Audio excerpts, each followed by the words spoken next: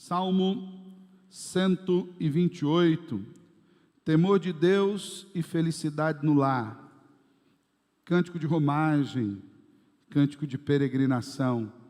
Diz assim o texto das Escrituras: bem-aventurado aquele que teme o Senhor e anda nos seus caminhos. Você comerá do fruto do seu trabalho, será feliz e tudo irá bem com você. Sua esposa no interior de sua casa será como uma videira frutífera. Seus filhos serão como os rebentos da oliveira ao redor da sua mesa. Eis como será abençoado o homem que teme o Senhor. Que o Senhor o abençoe desde Sião, para que você veja a prosperidade de Jerusalém durante os dias de sua vida, e veja os filhos dos seus filhos, paz sobre Israel. Até aqui. Vamos orar? Mais uma vez, estamos diante da Tua Palavra e precisamos do auxílio do Senhor, para que nós recebamos essa Palavra da maneira correta, Senhor. Que ela seja exposta de acordo com a Tua verdade, mas que o Senhor prepare o nosso coração, para que essa Palavra possa de fato nos impactar nas áreas em que o Senhor planejou para que ela o fizesse. E que nessa manhã, Senhor, o Senhor edifique a nossa mente, o nosso coração nas Escrituras, de maneira que nós saiamos daqui, Senhor, entendendo qual o Seu querer, entendendo a graça que o Senhor nos dá para cumprir o Seu querer, e dispostos, Deus, a andar de acordo com toda a verdade revelada pelo Senhor na Tua Palavra. É assim que nós oramos em nome de Jesus. Amém e amém. Nono sermão, irmãos, sobre os nossos salmos de peregrinação, cânticos de romagem.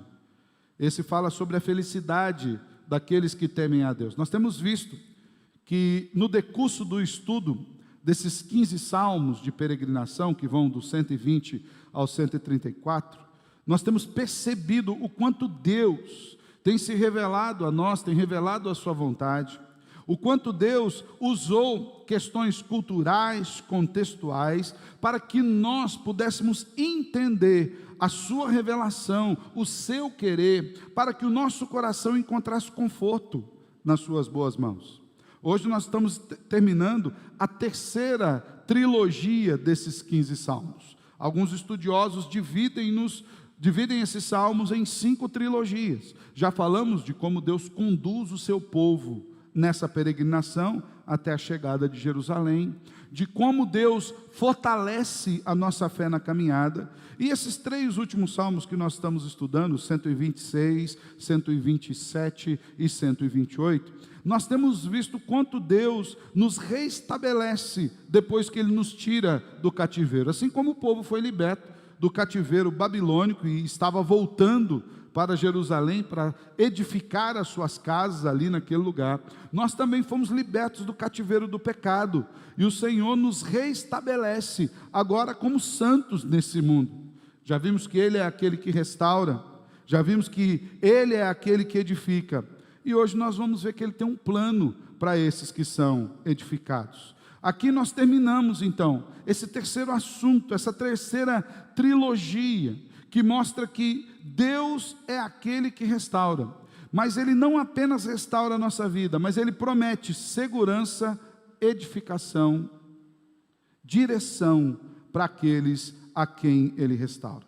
E quando nós entendemos esse bom querer de Deus, a nossa vida se farta de felicidade e de alegria. E é interessante porque agora o povo, saindo do seu cativeiro e chegando, se estabelecendo no seu novo lugar, Deus lhes abençoa da maneira como Deus sempre fez, desde o início. Deus reafirma o seu projeto criacional, estabelecendo famílias. Perceba que quando o povo volta de Jerusalém, então olha lá, quando o Senhor restaurou a sorte de Sião, e o povo voltou, e eles começaram a edificar, até se esqueceram de colocar Deus em primeiro lugar, e o Senhor os alerta: olha, percebam, se não for Deus quem edificar a casa, em vão trabalham os que edificam.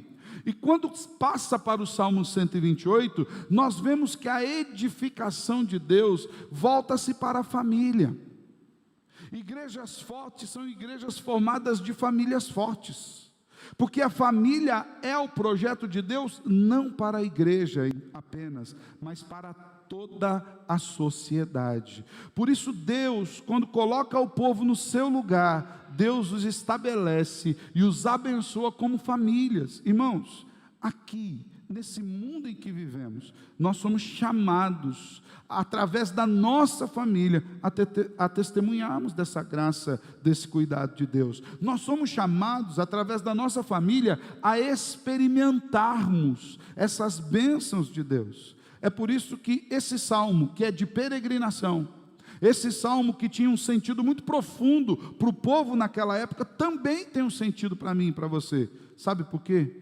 Porque o Deus que criou famílias, o Deus que quando tirou o povo do cativeiro estabeleceu famílias, é o mesmo Deus que quer abençoar a minha e a sua família hoje, porque o projeto dele é imutável. Deus continua abençoando famílias. E como a gente pode fazer para desfrutar desse plano de Deus para uma família feliz? Então, Deus quer que nós tenhamos felicidade plena em Cristo Jesus.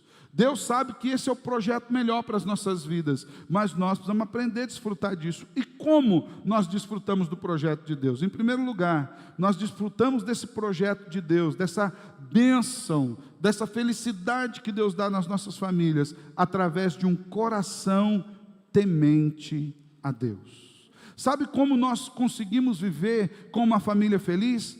Quando o nosso coração teme a Deus. E é isso que o salmista nos diz. O salmista diz: bem-aventurado é aquele que teme ao Senhor e anda nos seus caminhos. Este salmo, ele traz promessas preciosas para o povo de Deus, promessas de bênçãos e de prosperidade aqui na terra, assim como era prometido para o povo que estava restabelecendo-se ali. Era muito importante aquilo para o povo. Eu sei que hoje em dia tem a teologia da prosperidade que nós combatemos tanto, e ela de fato é nefasta, porque ela coloca os bens no lugar de Deus, ela usa Deus como um meio para adquirir os bens, e o bem se torna a finalidade máxima. Ela é nefasta por isso, por ela trocar a ordem das coisas.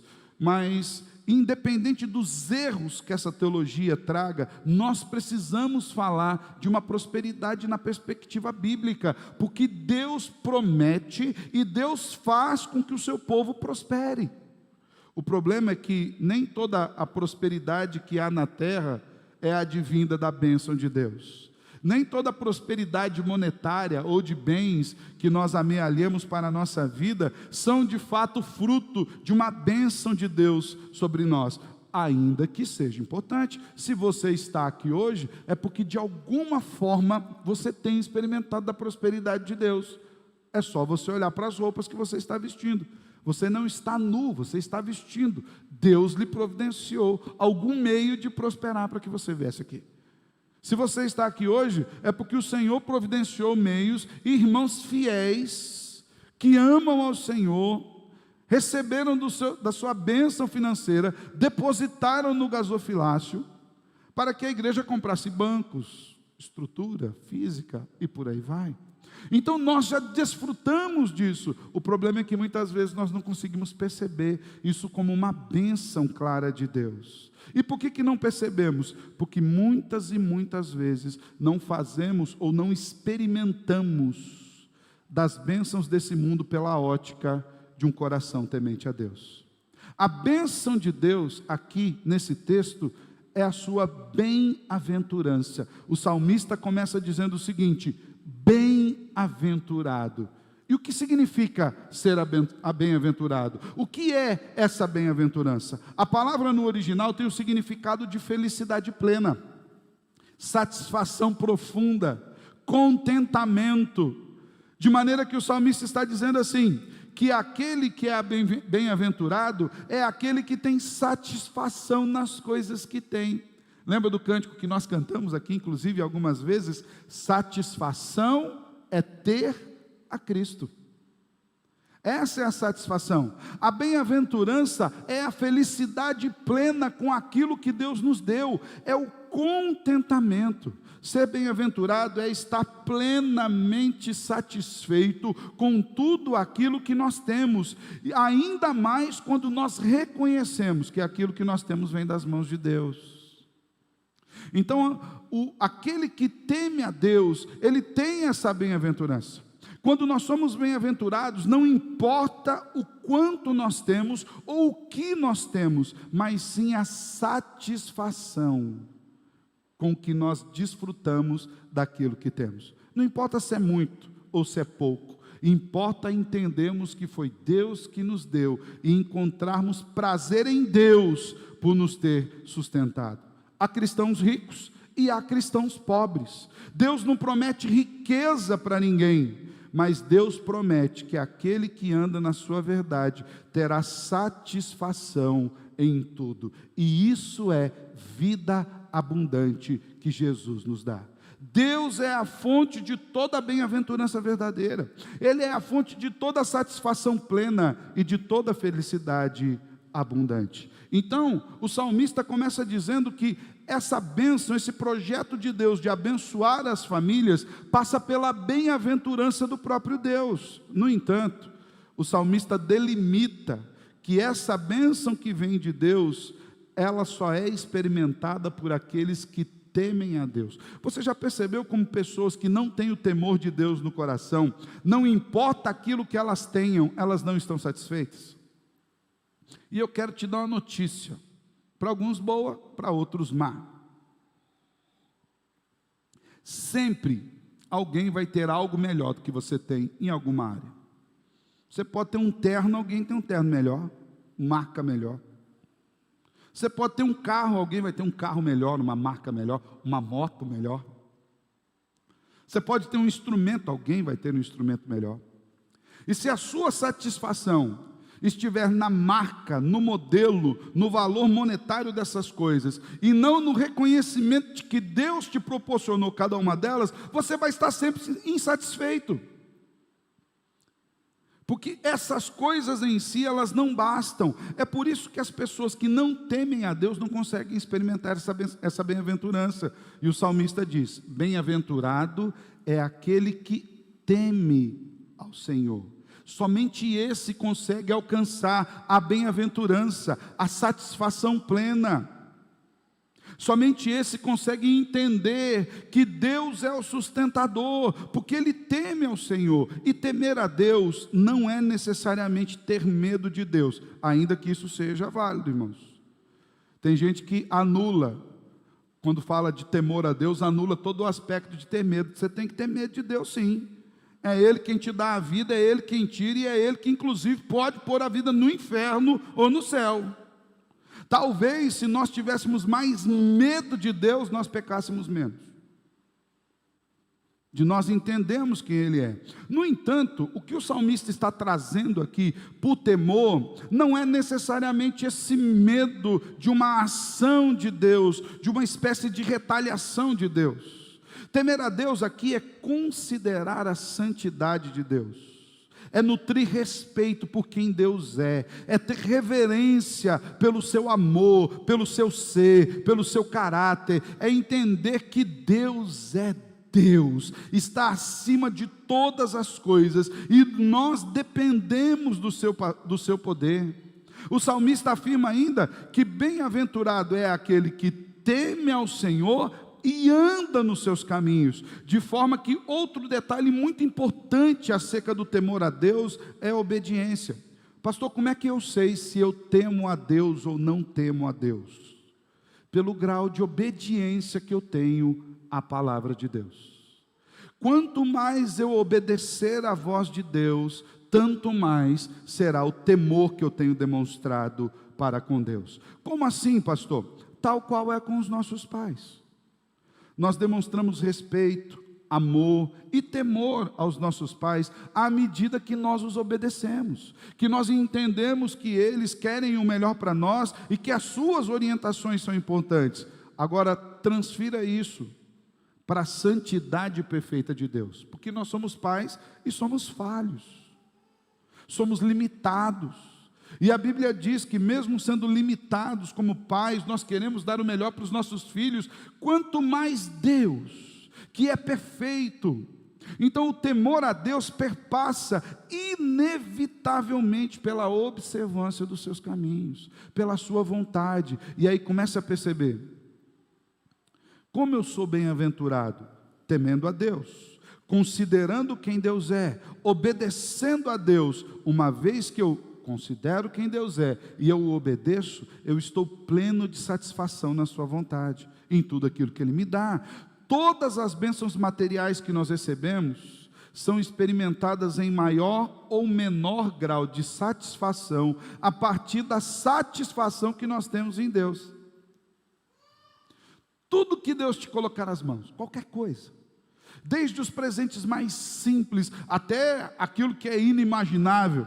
Lembremos que essa trilogia dos Salmos começou no Salmo 126, quando os israelitas que estavam saindo do cativeiro receberam um presente que eles ficaram assim, estupefatos, boquiabertos. Eles falaram: olha, quando o Senhor restaurou a sorte de Sião, a gente ficou como quem sonha, o negócio foi inacreditável, o presente foi grande demais.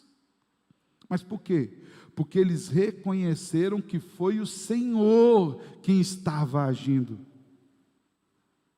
Eles perceberam isso. Então, irmãos, todas as bênçãos materiais, tudo, desde o seu salário, não importa se você ganhe 1 ou 10, ou 100, desde aquela roupa que você vá comprar, suada, com prestação, não importa se é na loja do bairro ou na boutique de grife, todas as bênçãos materiais que nós recebemos, elas serão experimentadas com maior ou menor grau de satisfação a partir da nossa compreensão, do nosso temor, da nossa percepção de que é Deus quem nos tem dado todas as coisas. Se Deus é o nosso tudo, e tudo mais que nós tivermos vier dEle, então tudo que nós tivermos será visto através da enormidade de Deus. E olha o que diz o versículo 4. O salmista faz uma declaração, ele faz uma exclamação, ele fala: olha, percebam, eis como é abençoado o homem que teme ao Senhor, porque ele tem a bem-aventurança, satisfação. Sabe o que é prosperidade à luz da Bíblia? Não é você ter muitas coisas, é você reconhecer que cada uma das coisas que você tem é um presente, é uma dádiva, é cuidado, é provisão de Deus para com a sua vida. A luta do cristão por ser próspero não tem a ver com nós queremos receber mais bens. A luta de um cristão para ser próspero tem a ver com nós colocarmos os nossos corações em Deus e agradecermos por tudo aquilo que Ele já nos tem dado. Temos satisfação plena naquilo que Ele nos tem dado. Pastor, mas é assim mesmo? É, a Bíblia nos mostra um exemplo muito interessante do grande Salomão. Salomão era um homem riquíssimo, era um homem que tinha tudo aquilo que alguém poderia ter. Salomão tinha posses, Salomão tinha mulheres. A ótica desse mundo, tem muitos homens que imaginam que o sucesso é ter muitas mulheres. Salomão tinha 300 esposas e 700 concubinas, e por conseguinte 1000 sogras. Vem as dificuldades, não tem, né, irmão?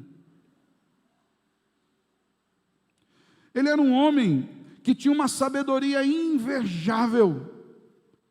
As pessoas dos reinos ao seu redor vinham para ouvi-lo.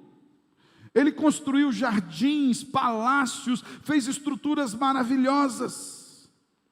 Só que Salomão experimentou de cada uma dessas bênçãos longe de Deus. Assim ele sentiu que tudo o que ele havia adquirido pelas suas mãos era enfado, cansaço.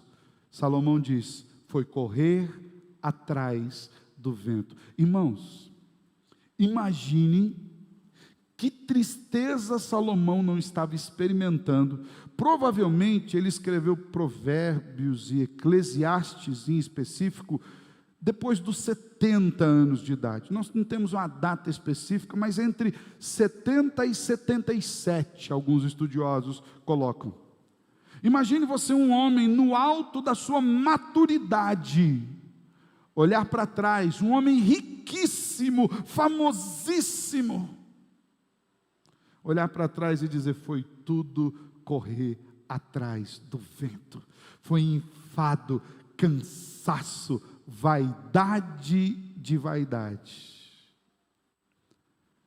Por que Salomão diz isso? Porque os palácios eram mal feitos? Não. Porque os jardins que ele plantara eram feios, mal cuidados? Não. Porque ele experimentou de cada uma dessas coisas sem a satisfação do temor a Deus. Salomão experimentou isso num período em que ele estava distanciado de Deus, em que o seu coração estava cheio de idolatria, em que o seu coração estava acreditando que as suas mãos poderiam trazer sustento para ele.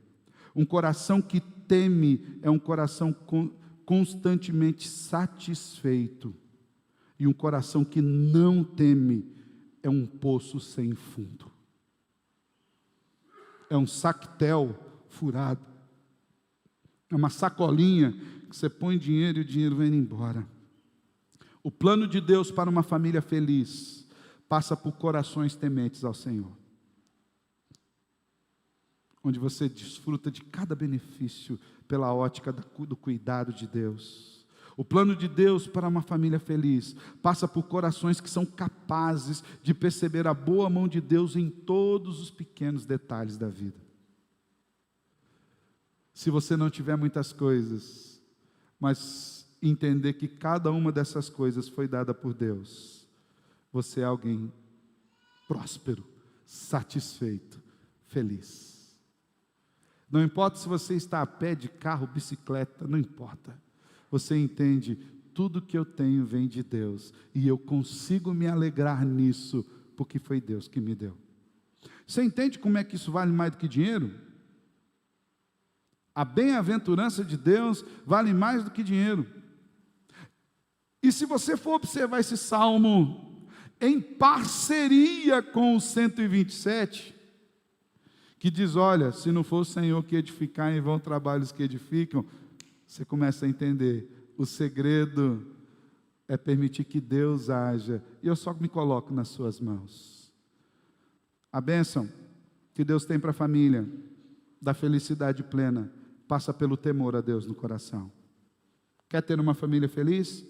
Tema a Deus. Segundo lugar, o Salmo nos mostra que a bênção de Deus para uma família feliz, o plano de Deus para uma família feliz, passa pela segunda bênção. Se a primeira bênção é a satisfação, é o temor a Deus, em segundo lugar, vem a bênção da satisfação na provisão, naquilo que Deus dá. Olha o que diz o versículo 2: você comerá do fruto do seu trabalho, será feliz, e tudo irá bem com você. Considerando o contexto no qual esse texto era aplicado, a reconstrução, o povo voltando para a sua terra, reconstruindo as suas casas, reedificando as suas famílias, o povo estava passando aqui por um momento em que eles precisavam entender que Deus usaria as suas mãos para os abençoar. E aqui o Salmo versa sobre a bênção que é colher do fruto do seu trabalho. Eu fico muito triste quando eu percebo que irmãos, gente crente, gente de Deus, gente que vai morar no céu, não consegue ter prazer aqui com as coisas que o Senhor dá. Por exemplo, o seu trabalho. Tem gente que trabalha o mês inteiro só por causa do salário, só por causa do salário. Se não fosse pela necessidade do salário, ele não estava lá. E quando pega o salário na mão, em vez de falar: Senhor, muito obrigado, porque o Senhor me abençoou com o fruto do meu trabalho, às vezes olha para aqueles bens, aqueles haveres, e amaldiçoa aquilo, se entristece com aquilo, fala: tão pouco, não vai dar para nada. E não dá mesmo. Mas não é porque é pouco, é porque se fosse 3 vezes mais, não daria. Porque o problema não está necessariamente só na quantidade, mas em como nós vemos isso. Uma família feliz é uma família que entende que Deus nos dá provisão por intermédio do nosso trabalho. Você vai comer do fruto do seu trabalho. Agora, pela Escola Bíblica Dominical, já há 3 semanas, nós falamos um pouquinho sobre o trabalho. E falamos que o trabalho não é necessariamente uma maldição de Deus. O homem já trabalhava antes da queda do pecado. Ele já cuidava do jardim, ele já regava o jardim, ele já protegia o jardim, ele já tinha todos os seus cuidados ali. No entanto, por conta do pecado, Deus falou: agora vai ser diferente. Agora, em vez de eu colocar a minha bênção sobre esse trabalho, de maneira que esse trabalho se tornasse mais leve, vou tirar as minhas mãos. A terra é maldita por sua causa, por causa do pecado. A terra vai produzir cardos, abrolhos, vai ter espinho, vai ter erva daninha. Mas quando o salmista está dizendo isso para o povo, no momento em que Deus está tirando o povo do cativeiro e o restabelecendo na terra, é como se ele estivesse dizendo: sabe aquela maldição do pecado que Deus tinha colocado sobre o povo, amaldiçoando toda a terra? Pela graça de Deus, Ele está suspendendo isso. Agora você vai ver o trabalho de maneira diferente. Agora o seu trabalho será a ferramenta pela qual Deus te dará o sustento. Irmãos, como é prazeroso quando a gente entende que aquele salário que nós pegamos após o mês, a semana de trabalho, seja o que for, o dia de trabalho, é uma provisão que Deus deu sobre a nossa vida, através das nossas mãos. Ele nos capacitou, Ele nos abençoou a fazermos qualquer serviço que seja, desde que honesto e bíblico, enquadrado nas Escrituras. E desse trabalho Deus nos dá a provisão de você passar no mercado, comprar o seu arroz, seu feijão, sua carne, a bolachinha do seu filho, alguma coisa assim, o sustento de entrar na loja, comprar uma roupa, um sapato, alguma coisa. Saber que foi Deus quem te deu essa bênção, é como se Deus estivesse revertendo a maldição imposta a Adão. Quando o nosso coração está no Senhor, o trabalho é visto de forma diferente. Ele é entendido e experimentado como sendo fruto da bênção de Deus. E o que acontece quando você vê o seu trabalho como bênção de Deus? Ele é um peso? Não, ele te traz felicidade. Você comerá do fruto do seu trabalho, será feliz, terá prazer nisso. O Senhor te alegrará com isso. E perceba que não está falando de enriquecer, mas está falando de provisão, de sustento. Você vai ter prazer no trabalho que Deus te deu. Então, com Deus abençoando o nosso trabalho e nos trazendo felicidade, isso vai fazer algo melhor ainda, vai trazer satisfação. Comer do fruto do trabalho, ser feliz, e tudo irá bem com você. O sentido de "e tudo te irá bem", ou tudo irá bem com a sua vida, ou tudo irá bem com você, é que o fruto do seu trabalho será agradável. Você vai perceber o fruto do seu trabalho como algo excelente. Você vai perceber o fruto do seu trabalho como algo que tem valor além do monetário. Você vai perceber o fruto do seu trabalho com aquela sensação de felicidade e satisfação plena, que fará com que você se sinta próspero, porque você não apenas gerou dinheiro para pôr no seu bolso, mas você gerou bênçãos para outras pessoas, através das suas mãos, da forma como Deus te usou. Isso gera satisfação em produzir algo que seja útil, algo que seja relevante para os outros. E aqui começa a entrar em áreas do nosso coração muito interessantes, como a generosidade, porque daí eu paro de trabalhar apenas pelo salário. Você está atendendo alguém lá no seu balcão, seja qual tarefa for, você já não mais o fará pela obrigação que você tem de estar ali, porque depois de 30 dias, no 5º dia útil do outro mês, você vai pegar o salário. Você já o fará para servir aquela pessoa, porque você entende que Deus o tem abençoado com sustento naquele trabalho, e você irá servir a Deus naquele trabalho. Tem gente que acha que servir a Deus é só aqui na igreja. Você serve a Deus? Sirvo. O que você faz? Eu vou no culto. Não mais nada? Não. Então, lamento informar que os seus serviços prestados ao Senhor estão bem ruins. Porque a ideia dessa satisfação que Deus nos dá na provisão dEle, é a ideia de saber que eu vou servir ao Senhor no mundo, com aquilo que Deus colocou nas minhas mãos, seja debaixo da égide de um patrão, seja através de algum trabalho que eu possa fazer manualmente, eu mesmo, mas fato é que isso é serviço a Deus, e Deus me dá o privilégio, a bênção, o cuidado de prover nesse serviço a Ele o fruto do meu trabalho, que irá me sustentar. Isso é maravilhoso, irmãos. Isso muda tudo no nosso plano de satisfação. O plano de Deus para uma família feliz passa pela bênção de colher o fruto do sustento, do trabalho, de estarmos satisfeitos com isso. Você está satisfeito com o seu trabalho, com o que Deus te deu? Eu não estou dizendo que você não precise estudar para melhorar, ou que você não precise procurar uma nova colocação. Não é isso, irmãos. Não é conformismo, é satisfação. São coisas diferentes. Conformismo é aquela ideia, bom, o pastor falou esse negócio lá no culto, agora eu sou crente, não tem como mudar esse negócio, então eu vou ficar aqui mesmo, fazer o quê? Isso não é satisfação. Satisfação é o seguinte, eu estou aqui nesse trabalho e vou servir a Deus, para a glória de Deus com aquilo que eu tenho. Mas se eu sei que o Senhor está me dando capacidade para servir em outro trabalho, eu vou servir em outro trabalho.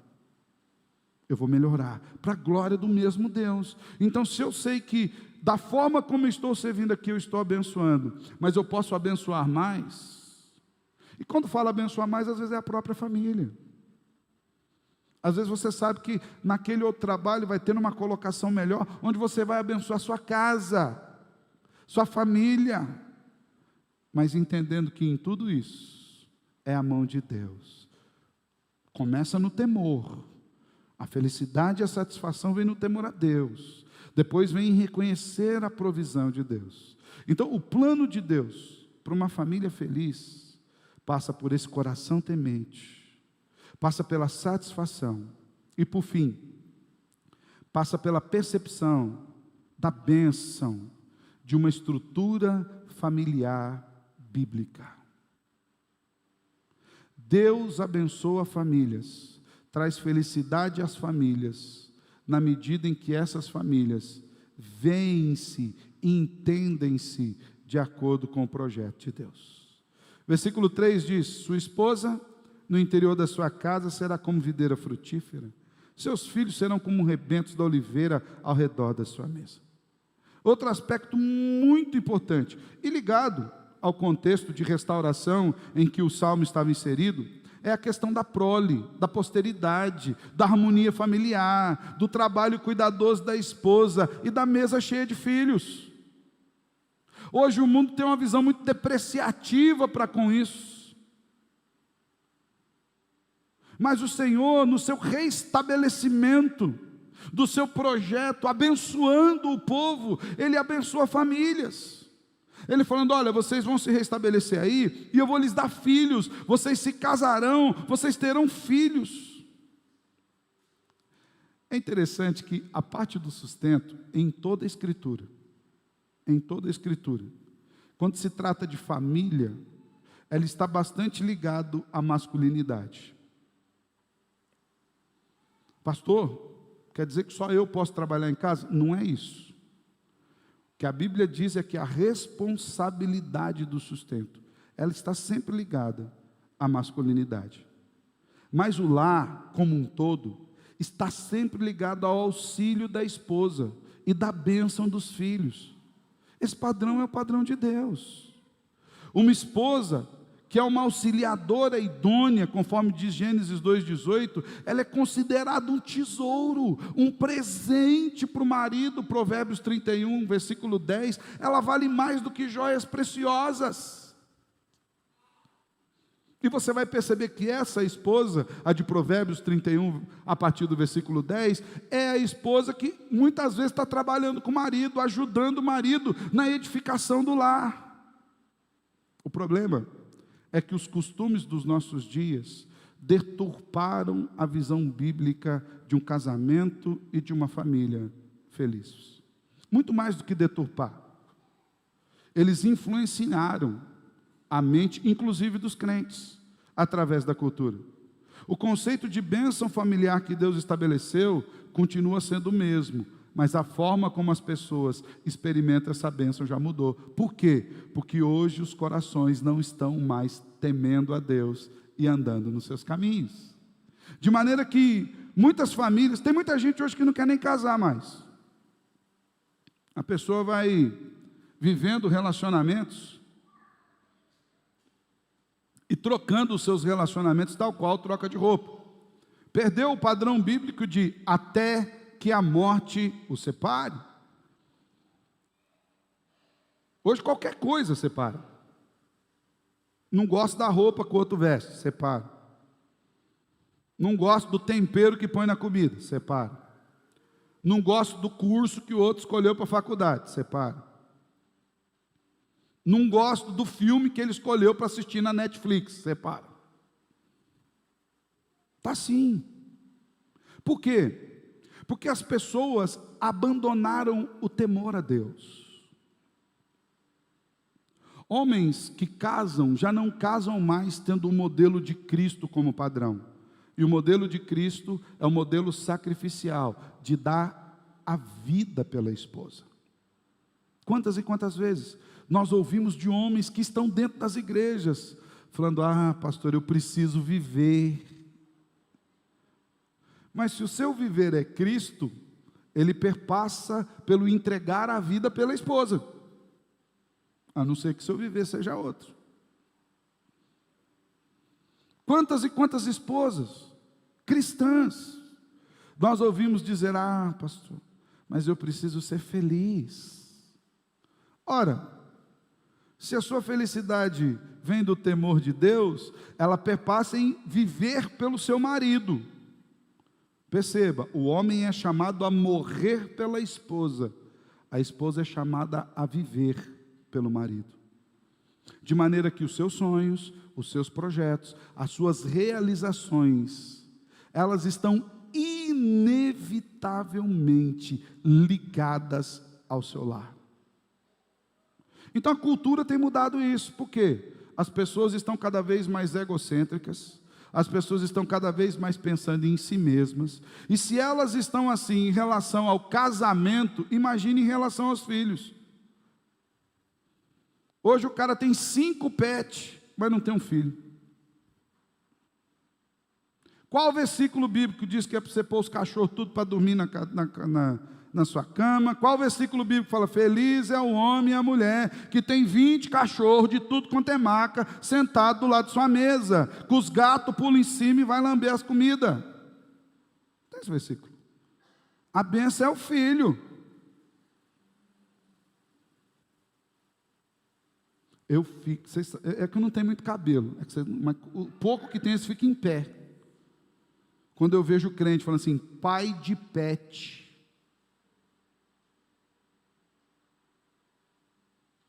Só a graça do Eterno, irmão. Você é dono do vira-lata, ou do gato, ou de quem quer que seja. Pai, você é dos filhos.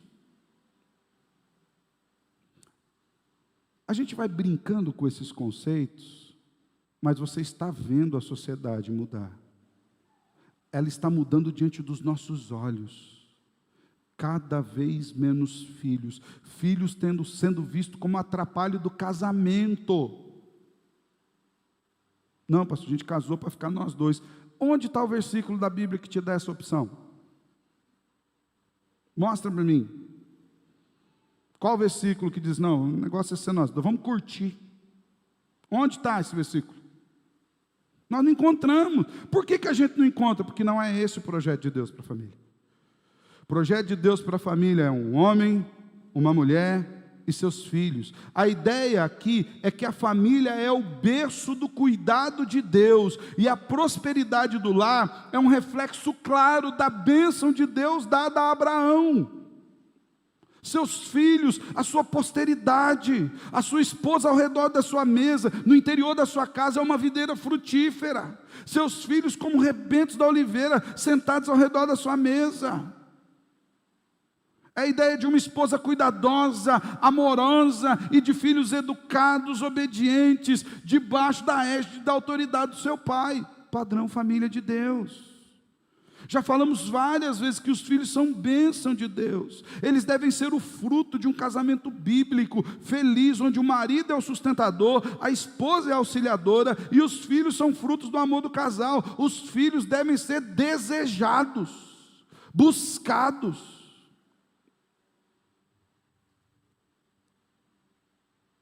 Mas a gente acha que filho é atrapalho, porque a nossa sociedade é mais moderna, pastor. Nós precisamos entender que os tempos mudaram.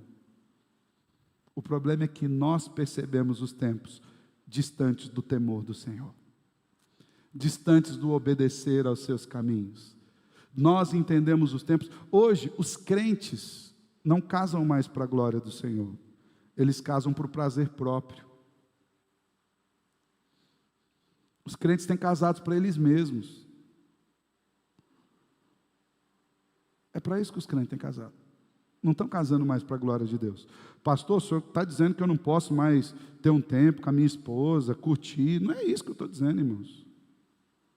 O que eu estou dizendo é que esses tempos estão cada vez mais longos. Eu lembro uma vez que eu fui pregar numa cidade, e nós saímos a jantar, e eu conversava com 3 jovens casais. Eles tinham 30 e poucos anos, cada um desses casais, assim, nessa média de idade de cada um dos casais. E algo me chamou a atenção, é que a média de tempo do casamento deles estava ali entre 5 e 8 anos. E eu falei, o assunto veio para filhos, né? O que mais me chamou a atenção é que nenhum deles queria ter filhos naquele momento, e nem estava planejando os filhos. Não, pastor, filhos a gente vai ter daqui mais uns anos. Falei, quantos anos você tem? 30 e pouco, 30 e pouco, 30 e pouco. Falei, e quem vai correr com seus filhos? Vocês vão pagar alguém para correr com eles? Porque eles vão correr. Não sei se contaram para vocês, eles correm. Eles dão trabalho, eles têm um gás. Tem uns que não vêm com pilha alcalina, vêm com bateria eterna. A minha nasceu de 8 meses, só tinha o botão liga, o desliga não deu tempo de ficar pronto, veio só ligada lá no 220, os fiozinhos encapados. Ó. Aí um casal me falou assim, pastor, mas nós temos que pensar em nós. E eu respondi, e quem vai pensar nos seus filhos? Será que nós vamos ter que levantar pastores, igrejas, professores, presbíteros, diáconos, escola, creches, para pensar nos seus filhos? Porque vocês casaram para vocês, para o prazer de vocês, e não para cumprir o propósito do Senhor na vida de vocês.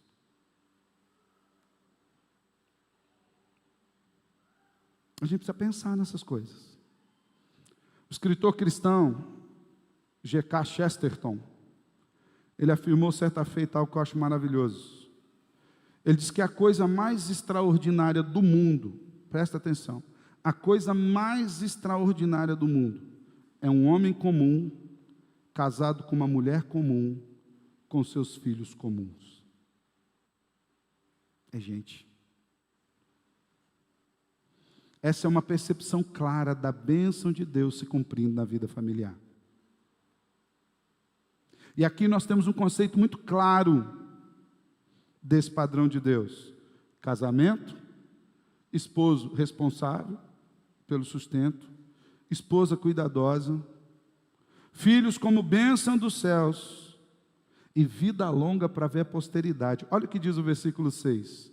Que você veja os filhos dos seus filhos. Não é um projeto bom, irmãos? Quem tem filho aqui não quer ver os netos? E os bisnetos? E os tataranetos? Isso é posteridade. Olha como é que o povo entendia a bênção de Deus.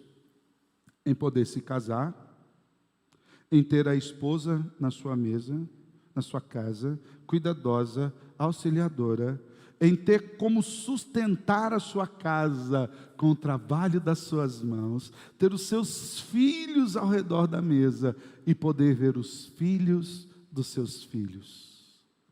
Felicidade plena, felicidade do Senhor, plano de Deus para uma família feliz. O problema é que hoje nós temos olhado para o mundo e nós temos visto as pessoas distorcendo os projetos de Deus. Esses dias eu tomei o maior susto andando aqui no centro de Maringá. Tinha uma família com uns carrinhos de bebê, eu fui ver dentro dos carrinhos de bebê, tinha tudo cachorro lá dentro. Vontade de dar um bicudo naqueles carrinhos, irmãos. Estou sendo honesto com você. Honesto. Eu tenho cachorro, amo gato, amo tartaruga, amo porquinho da Índia. O que mais que eu tenho lá? Só isso, né? Por enquanto é só, acabou, só isso. Eu amo os bichinhos. Mas eles não passam disso.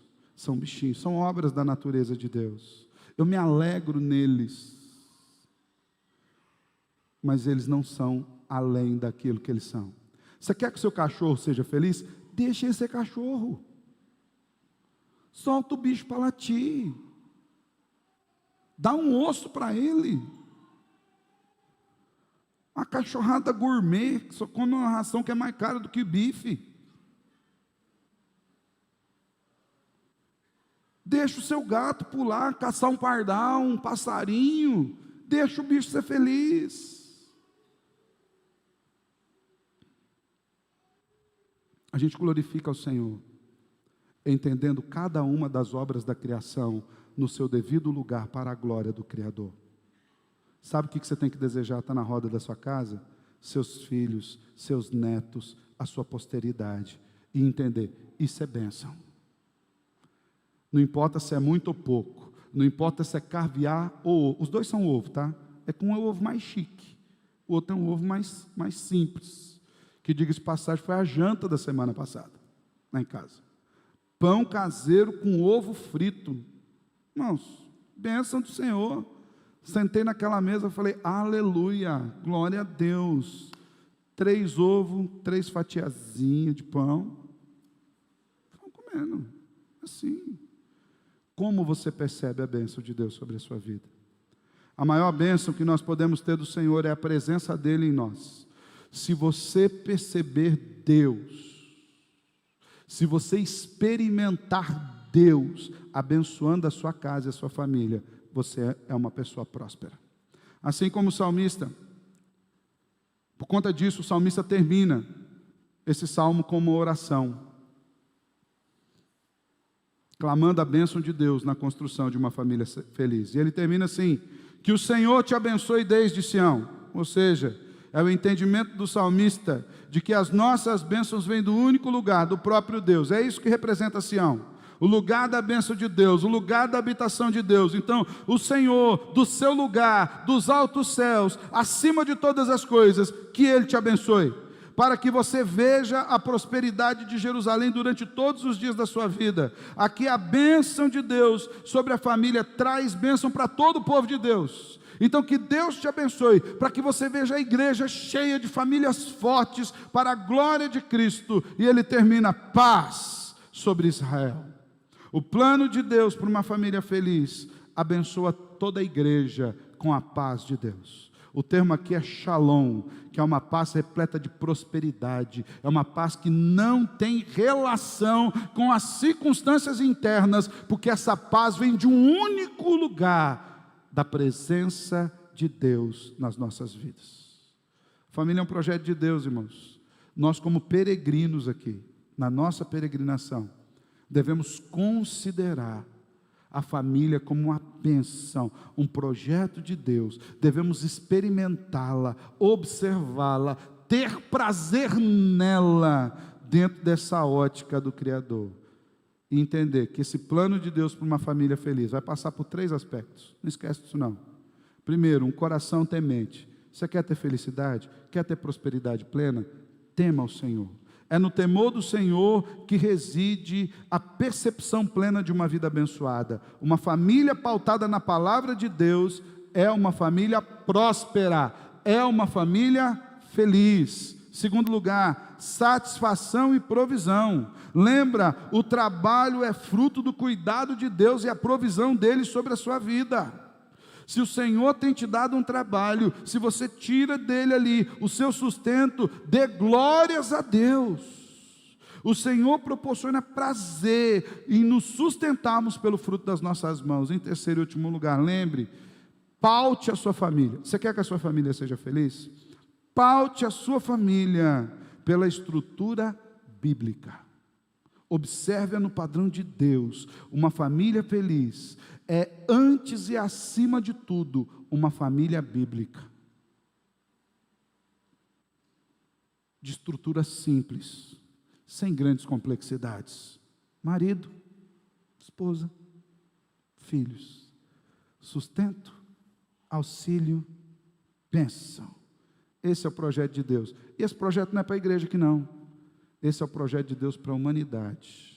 Que Deus nos fortaleça, que Deus fortaleça a nossa igreja, que Deus nos dê a felicidade de termos satisfação e contentamento pleno em tudo aquilo que Ele nos deu, das coisas mais simples às maiores.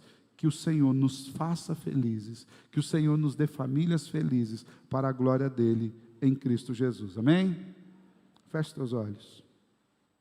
Quero orar com você.